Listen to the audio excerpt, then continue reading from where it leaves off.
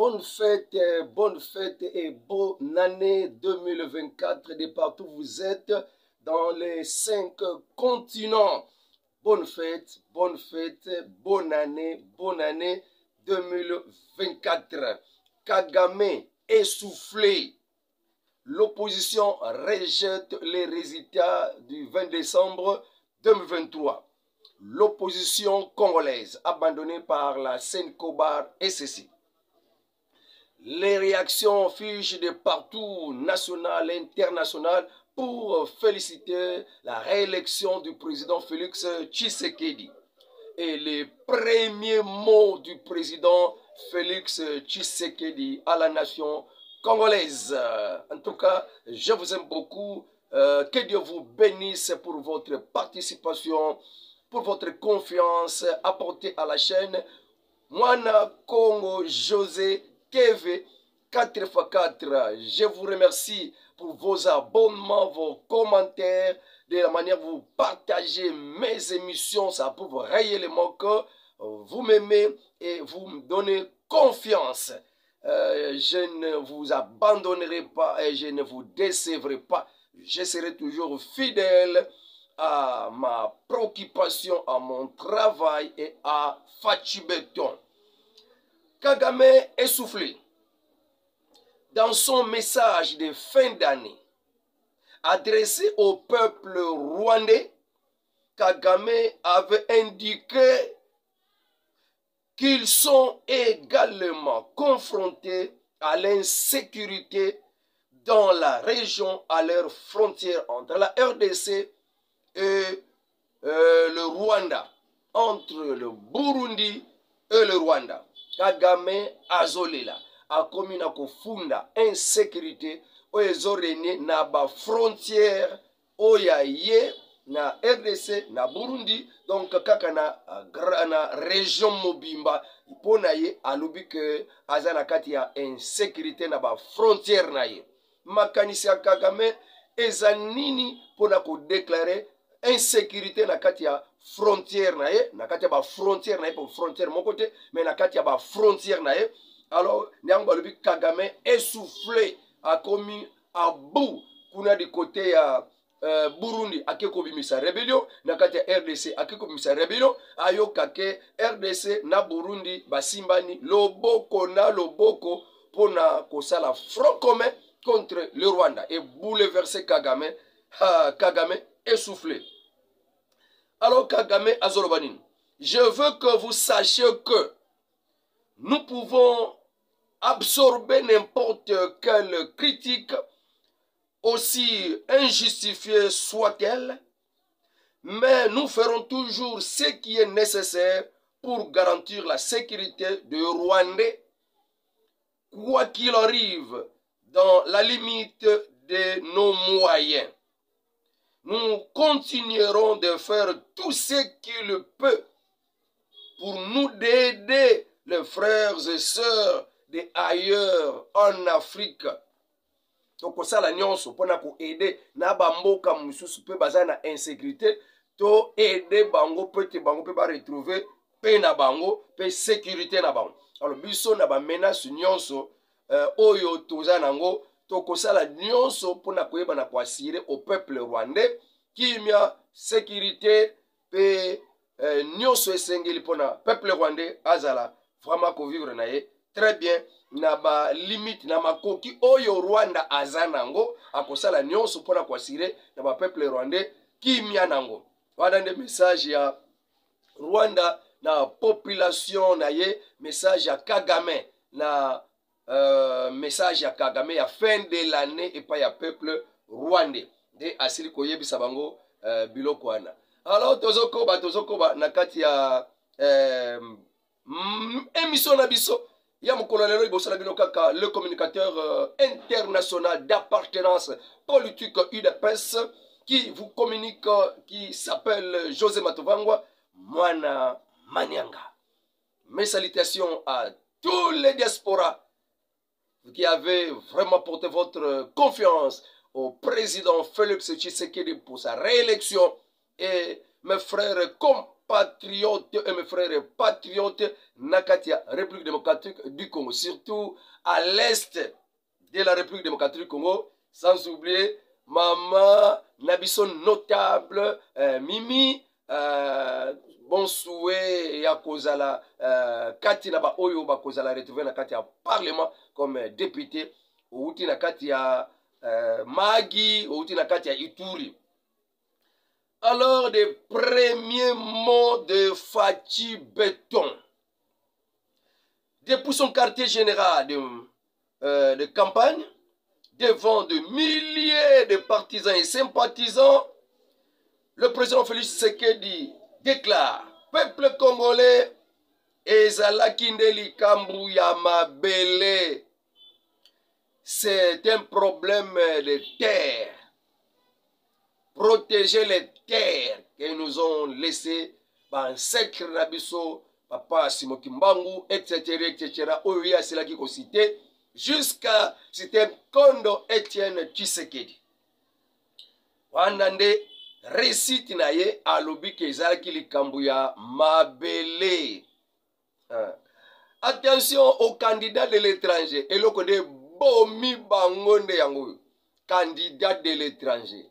Et bomi bango tia katumbi na kipele kese abando kofunda biso la communauté internationale. Oh la RDC engagé de mercenaires. Oh patati patata. Mais si la RDC engagé de mercenaires pour protéger la République démocratique du Congo, pour protéger la population congolaise, s'il faut engager des mercenaires, où est le problème de Katumbi? Et ça, c'est pour le mal de Katumbi ou bien le bien de Katumbi. Donc, Katumbi a ce pélaté que Congo et RDC, ils ont appelé Batu, Atabakuta, la Bamboka, Bapaya, va protéger Mboka, va protéger Mboka Congo. Il y a un homme qui a fondé Congo, engagé des mercenaires pour la du côté à FARDC. Ndenga moko na onilobi afundi fini biso tozi ba mobondo tokoti ba na kati ya FARDC pour na babundisa ba M23. Ma beza wapi? Kanda na bino eza wapi Katumbi? Soki RDC engagé ba mercenaires babundi la Congo pour la libération du Congo. Mabe kanda na yo eza wapi? Keto na yo eza wapi? C'est pour dire que tu n'as rien à voir avec le peuple congolais. Parce que loko zo luka ke eme ma Congo na kimia, yo zo sepelango te o funda Congo. C'est pour dire que tu n'es pas congolais. Au sein pour l'intérêt occidentaux. Nous continuons pour le président Félix Tshisekedi. Un message Yali Bosso. Alors, en tout cas, il va encore multiplier la vitesse. Accélérer donc, multiplier la vitesse, accélérer l'accomplissement de Kokoma Yasuka, il y a un projet à 145 territoires, un projet à gratuité de l'enseignement, un projet à couverture et à santé universelle. Donc, un projet est singla kota sous nango penza pour na ekoma penza ti na suka nango ba peuple congolais ba sepela parce que amoni ke ana nyongo ya ba peuple congolais.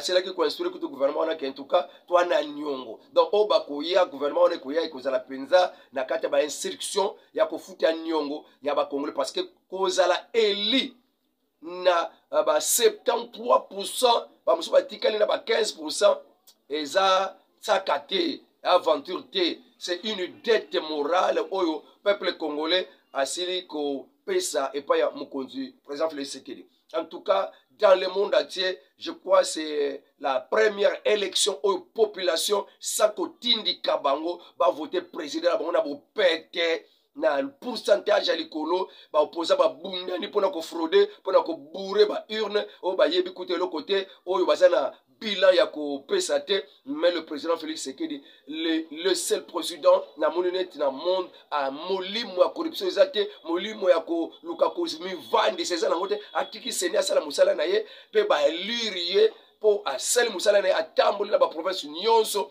a sali campagne na ye comme il faut. Alors ba fayelo baza penza ya kokwea bakoki kutu kokoma na ba province nyonso te na ba territoire nyonso te fayelo amoneni kutu te vraiment na kati ya ba discours na ye na ba propagande ale lelo fayelo a piolola. Alors le président Félix Tshisekedi azimukano ya ko multiplier vitesse pona ko kokisa 145 territoires ba projet 145 territoires et ça la penza effective gratuité de l'enseignement et mataki na ba classe likolo pe couverture ya santé et ça la penza effective na mboka mobimba pe na ba village pe côté nyonso.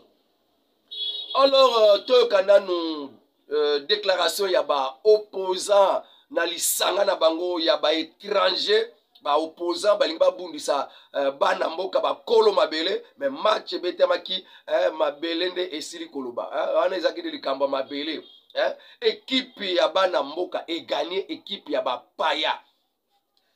Alors na kati ya décision na bango bazui le président Félix Tshisekedi d'après Fayulu oyo bapesaki maloba aloba Fayulu alobi le président Félix Tshisekedi pona ye Tshisekedi ne peut en aucun cas gagner une élection organisée régulièrement et il invite les Congolais à la résistance. C'est dans une communication du 31 décembre 2023.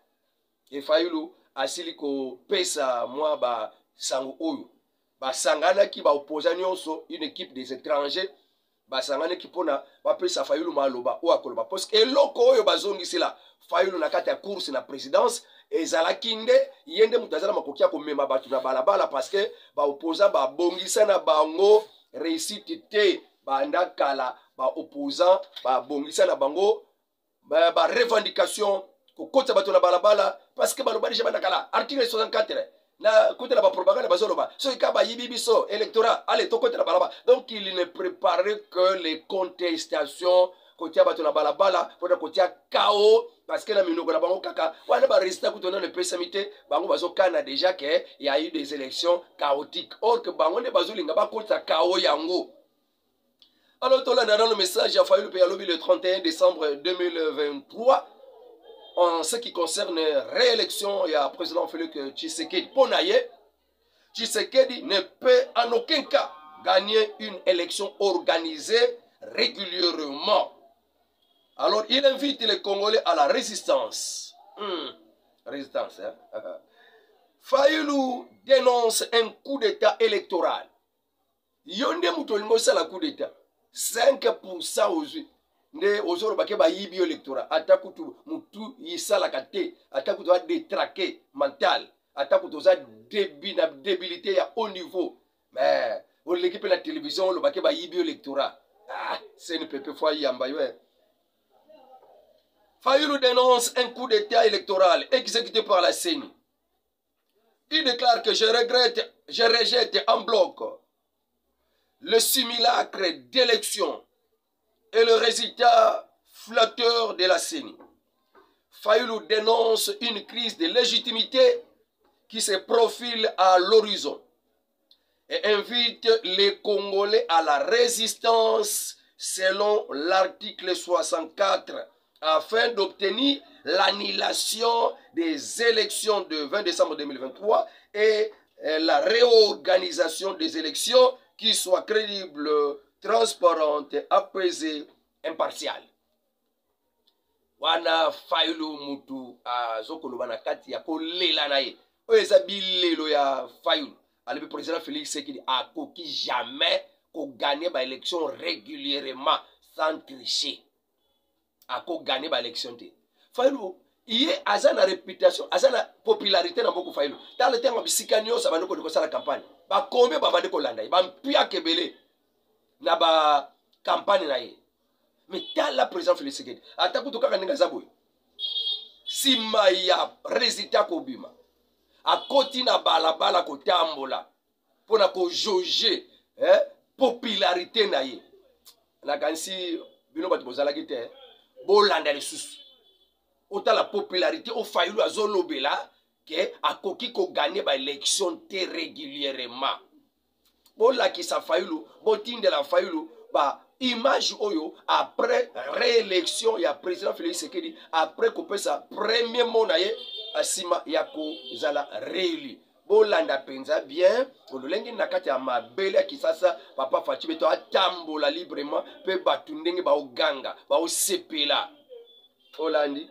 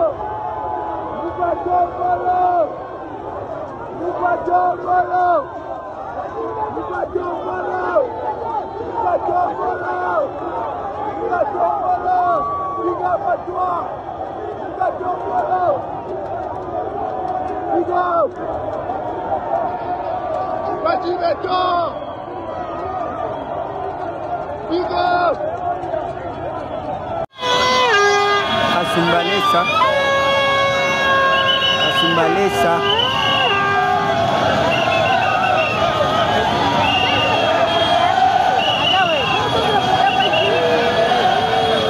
Bonsoir, papa voter en Chilombo. Bonsoir, papa voter en Chilombo. On a un salon, on a un mavo bonino.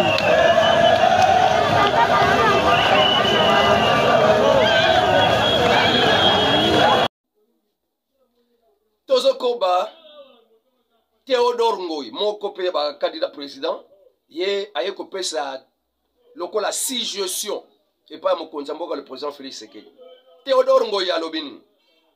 J'invite le président Félix Tshisekedi à travailler avec ceux qui contestent dans la rue pour favoriser l'unité nationale, la paix dans la République démocratique du Congo. D'après Théodore Ngoy, président Félix Sekedi nandimiyo ozunayo menalingi osala elongo na bato bazoko tambula na balabala bazoko mema bato na balabala sala na bango elongo pona unité nationale pona paix ezala trouble ezala te parce que pona Théodore Ngoy les fauteurs de trouble ezande ba opposa bazomema bato na balabala. Alors, après cette suggestion, que pour la kolongola, trouble ezala te, paix ezala, unité nationale ezala, parce que ba longoli unité nationale bangwana bazo mema bato na balabala. Alors, président Félix Sekedi, tendre bangoli boko, salana bango, wana ekozala malamu. Wana ezali makanisi ya Théodore Ngoy, na ebite ceux qui ezapé makanisi, ils ont rencontré ba consentement la bino, ils ont rencontré pe makanisi la bino, et bino pe bosepeli nango. Que président Félix Sekedi attendre maboko et pas yaba obazo mema bato na balabala parce que eza nango kaka koluka pouvoir bana posa pouvoir bana posa ko kamba Congo yangona ba sala bilobela bisala sala wana ba patapuna ba bisala sala wana ba sala Théodore Ngoy pona Théodore Ngoy ndenge na analyser que bana posa ko sala bana posa musala yango tande bango liboko benga bango posala na bango comme ça et couper ça que unité nationale les ala pe kimi ko côté na balabala. D'après Théodore Ngoy. Donc Théodore Ngoy a reconnu que réellement le président Félix Sekedi a reçu mais a proposé que attendre ba opposant liboko. Est-ce que au CPL nango? Est-ce que ezala ndengwana bandakala ebiso to koni balabiso résultat ya sénité ti sikoyo eloko changer te balobaki yango déjà bandakala ke bakondi bana bango résultat ya sénité bango bakokende kaka bakomema batuna article 64. Pour article 64 nango ata baza ba licencié ba docteur bamuso bazo comprendre nango te ou bien c'est une méthode ya ko manipuler ba congolais o ba yebi eloko te o ba tanga te. Article 64 ezalaka ne photo telemela peuple congolais nyonso a telemela a barenzela na o nyonso balingi baya ko zwa bokonzi na makasi na minduki na ba machete pe na makasi. Alors moyen ya kozwa bokonzi na kati ya mboka ezali moyen ba élection. Alors ceux qui mutamoni que azute azana ko sepela te na ba élection esengeli akende na cour constitutionnelle pour nande ko présenter ba preuve na ye kaka na munoko ko piolola wana pe ba preuve te waza pe na le côté avant que tout ba résident nyos epesa ma déjà bango to côté la balabala ba résident nyos e ko pesa makaka lobi le 31 mais depuis avant même ba proposer déjà que ba côté la balabala le 27 décembre. C'est déjà déjà mais tout ce qu'ils font ils travaillent au compte des occidentaux au balingi trouble à la kao ekota pour la baya komema transition ndenge kaka to lobaki lobi na émission que les opposants ont demandé au président Félix Sekedi na seni que dans la transition il y a 15 mois donc pour le côté la bien eloko baso lokisa kaka kokamba mais élection ndé bino bozuite bozela kaka 5 ans après Ok, alors toke na ba makambu ya ba félicitations bato ebele na kati ya mboka libanda mboka baliki na koreconnaître réélection ya mokonzi ya mboka marke ke bapays occidentaux wana bapays occidentaux bapays nyonso ya baoccidentaux wana baboyi koreconnaître tozela bango États-Unis toyoki nanu te France toyoki nanu te na France kaka nde Marie Le Pen waza président ya parti politique moko boye RN Marie Le Pen yende mutu a félicité réélection ya président Félix Tshisekedi azali kokamba parti politique ya Rassemblement National RN na France yende me président bango Bushbe po mona ke bango nyoso bakila bango na sima Katumbi bakila bango na sima Rwanda ba sima M23 qui est nanga sinanga c'est le Kabila qui est M23 c'est le Rwanda alors que Escadela attaché particulier il y a Katumbi ba mona yena ba conversation il y a Rwanda il y a M23 et to Monique nanga azoko féliciter ya Katumbi ko soutenir Katumbi M23 ko déclarer ko soutenir Katumbi na ba campagne na ye na candidature na ye et alors qui est Katumbi c'est nanga qui est Katumbi c'est M23 qui est M23 c'est le Rwanda qui est le Rwanda c'est la communauté internationale donc bon on a déjà ba virgule ya ndenge ezali yango wana esalike ba opposant wana bazwa te po bake kokota na ngambo oyo ezala salité et l'Occident les a éclaboussés bana libabe nde yango wana esalike bazwa te erreur makasi. Alors le président il y a Union africaine aussi a félicité la réélection du président Félix Tshisekedi lolenge Marie Le Pen. D'ailleurs Marie Le Pen a bakisi boye que la France doit se tenir aux côtés de ce grand pays, la République démocratique du Congo, pays ami et francophone, qui fait face à une terrible guerre oubliée. Et la France devait être aux côtés de la RDC, pays ami francophone. Mais France est désillusionnée à quelque côté de il y a un pays anglophone pour la relation. Il y a intérêt. Pour la intérêt, il faut qu'on ait kuna. Mais mboka ozalango ami, ole yo moko ya ko exploiter, ko ya ko sala bundeko, rien. Alors on ezaki maloba ya Marie Le Pen, nde nasili ko yebisa bino. Ba félicitations ezo utabi pai na bipai. Félicitations mususu eza ya Cyril Ramaphosa président ya Afrique du Sud. Ye asili ko loba boye. Mes chaleureuses félicitations au caractère mature, calme et uni dont a fait preuve le peuple congolais lors des élections générales du 20 décembre 2023.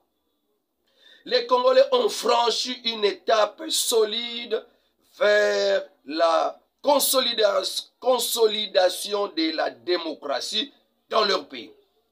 Les Congolais ont franchi une étape solide vers la consolidation. Donc RDC a franchi l'étape moko ya makasi oezo memabiso na consolidation ko kanga mapenza na démocratie ya makasi na kati ya mboka na biso et a un avenir paisible, sécurisé et prospère.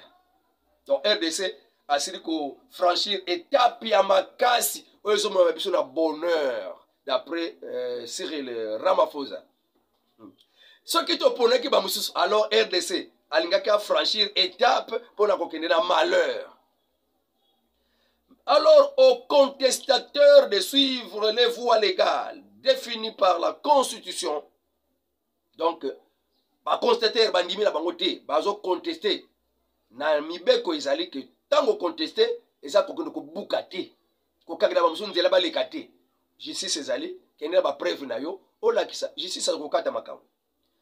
Secrétaire général Mbalula, il y a ANC, il a félicité réélection à président Félix Tshisekedi, on a la carte Afrique du Sud Kaka. L'opposant Kenya, Raila Odinga, exprime ses félicitations pour la réélection du président Félix Tshisekedi. C'était dans un message sur son compte X. Nous lui souhaitons le meilleur alors qu'il poursuit sa mission cruciale constituant à mettre la RDC sur la bonne voie. Puisse son leadership apporter le changement positif et la prospérité à la nation.